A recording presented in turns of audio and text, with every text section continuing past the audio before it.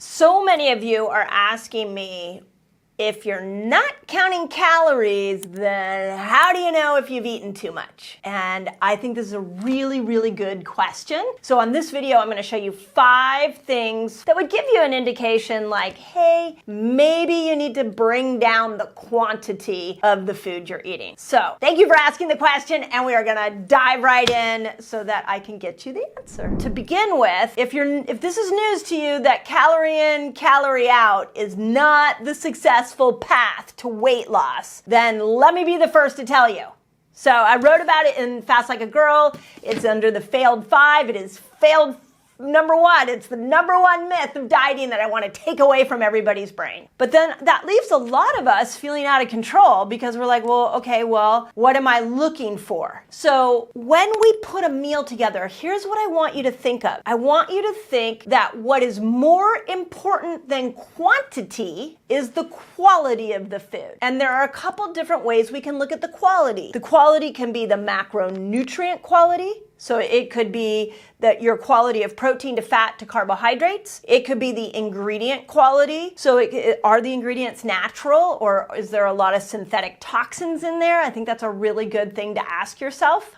Or it could just be the taste quality, like how's it doing for your taste buds? Also a good thing to ask yourself. So when I put a meal together, quantity, I don't even think about quantity. I don't think about calories. I think about quality, like I just explained. Now there's a third thing I like to look at when I'm putting a meal together, and that is called the combination of food. So this is how many carbs to protein to fat that I have. Because when you have a meal that's high in carbohydrates, low in fiber, low in fat, low in protein, you're gonna get a blood sugar spike. You're gonna get a massive blood sugar spike. And then all of a sudden, like a half an hour to an hour later, that's gonna come crashing down. And then you're gonna get hungry and you're gonna wanna eat again. And so many people are doing this all day long, where they're up and down and all around with their blood sugar, not realizing that quality of those macronutrients, the combination in which we put it together, really matters. So when I put a meal together, protein's the most important, then I look at the fat, and then I backfill in with the carbohydrates. So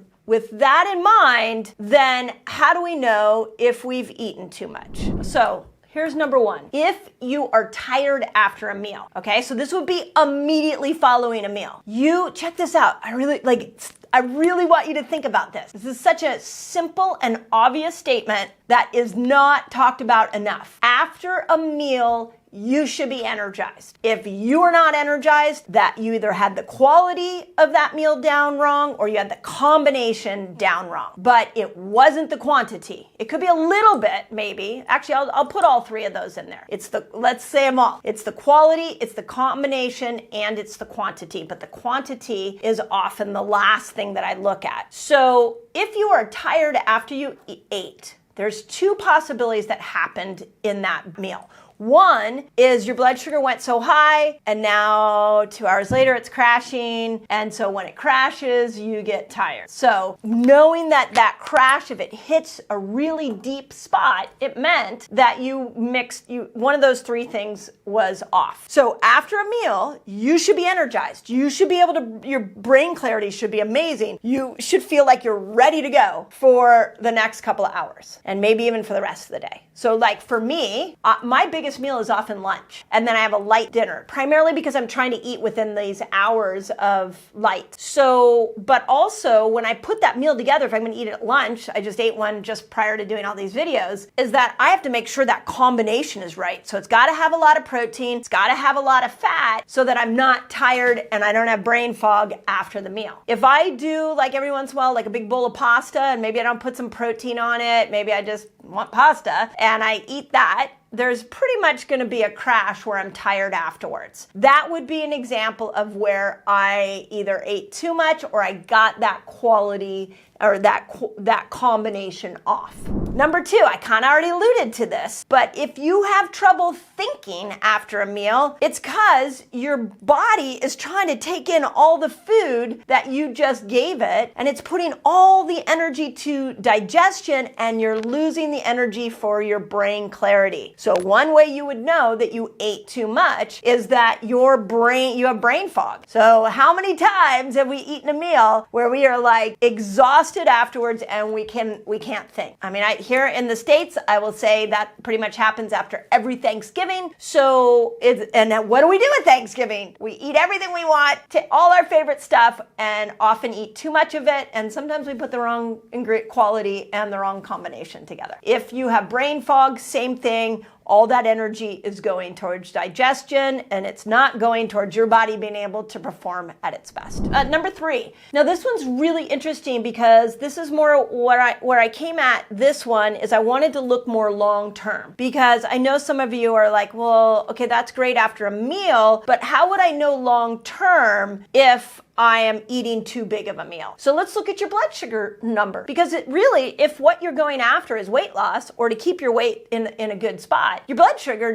your blood numbers will tell you. The first one is hemoglobin A1C. It is a long-term measurement of your metabolic system, of how that glucose insulin system is working for you. You want it under 5. If it's over 5, you're either eating too much, or you're putting the wrong combination together, or your quality of ingredients are off. That simple. So go look at that number. Your doctor should run that number every single year in your blood work. You could probably pull it up on your phone right now and find that. So if it's over 5, you got one of those 3 things wrong. A great place to start is maybe looking at how much you're eating, and then go to those quality of ingredients and go to the combination. The other thing that I like to look at when it comes to blood sugar and blood work is, hopefully you know, I'm like a huge fan of the continuous glucose monitors. You can either do, I like Keto Mojo, the little ones that you prick your finger, or you can do a CGM that goes like on the back of your arm. But either way, when you eat a meal, I believe you want that blood sugar spike to be as low as possible. So if your fasting glucose, and these are American numbers, so if your fasting glucose is like at 85 and you eat a meal and that meal spikes you up to 135 or 150, that's a little bit high of a meal. That was either too much food or the wrong combination, like I mentioned, or the wrong quality of ingredients. So we want to see how high that goes. If a meal is going 30, 40 points higher than your fasting glucose, it's possible that you ate too much at that meal, okay? So that would be the one thing you could look at if you had a continuous glucose monitor. The other thing you could look at would be how quickly that comes down, and where does it go? So if you eat it, when you eat a meal, if all of a sudden that blood sugar comes back down within a half an hour to an hour to its normal pre-meal amount, that's good. That's pretty insulin sensitive. That meant you got those 3 things right: the combination, the quality, and the quantity. You got them all right. If it dips even lower than the fasting, your pre-meal glucose, okay, now we've got a problem with one of those 3 things. The second thing I would say on that is if it's taking 2 to 3 hours for your body to get that blood sugar down to the amount or to the level that it was at before the meal, you also have one of those 3 issues off. So blood sugar is easy to test. These little readers, they're not that expensive. If you can do the continuous glucose monitor, even better. Most people are getting hemoglobin A1C looked at. Their doctors are running that every year. So that's how you can look at your blood sugar to see if how you're putting your meals together is working for you. Okay, check this out. I have a free fasting guide for you all. It's free. And it's going to teach you all the basics of fasting. It's going to teach you how to kill hunger when you fast, which is really cool. And it's going to show you how to break your fast, among many other things. All you got to do is click on this link right here and enjoy. Number 4, what does your HRV say? Okay, again, another measurement that you're like, what is HRV? HRV is heart rate variability. You can measure them. A lot of people have rings. There's wristbands. There's a lot of different ways you can look at it. But heart rate variability shows you how well your body is going into rest and digest. And people who are overeaters that are eating all the time and they're never allowing their body to actually fully go an extended period without food, allowing their whole system to rest, their HRV tends to be lower. This specifically happens at night. And I've seen this over and over again where somebody has a big dinner and then they go to sleep. They wake up the next morning and their HRV is really bad. So that would be an example of not only wrong amount of food or one of those three things, but maybe wrong timing of food as well, because your body wasn't able to fully go into a relaxed state because you just gave it a ton of food and then you went to sleep. So HRV can be a really helpful score. I'll give an example. For me, my HRV runs, I'm 54, it runs around, 45, 50 is about my average. And HRV does go down over time. When I go into a 3-day water fast, obviously where I'm not eating, I typically will see that go up into the 70s and the 80s. So, remember that fasting is a primer for that nervous system switch where you're going in between sympathetic and parasympathetic. And then the last one, this is probably the most obvious, but I want to give you some troubleshooting ideas here, which is maybe a sign you're eating too much is you're having trouble losing weight. That's kind of like the most obvious one in the room, right? But what I don't want you to do is walk away from this video and go, oh, God, I'm eating too much.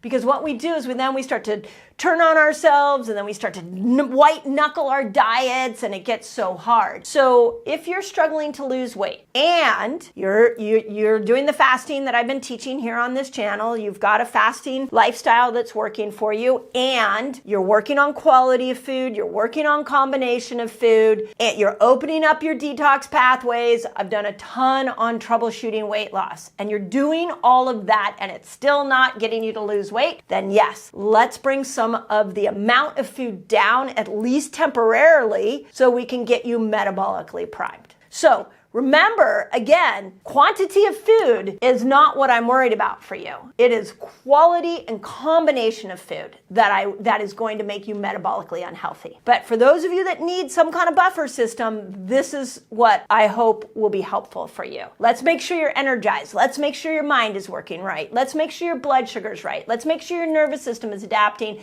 And let's make sure you're able to lose weight. And if those aren't happening, it's a very good chance that we need to now dive into the quantity. So let me know if that's helpful. I know a lot of you are working on weight loss, so put in the comments if you want more videos like this. And I always love to see how much weight you've lost with your fasting lifestyle, so brag away. I'd love to see it. Okay, where are my gals that are struggling with hormonal imbalance? Bloated, feeling like you're not making progress with weight loss? You need to add these foods in so that you can support better hormonal health. There is a lifestyle that estrogen wants you to live, and there's a lifestyle that progesterone wants you to live.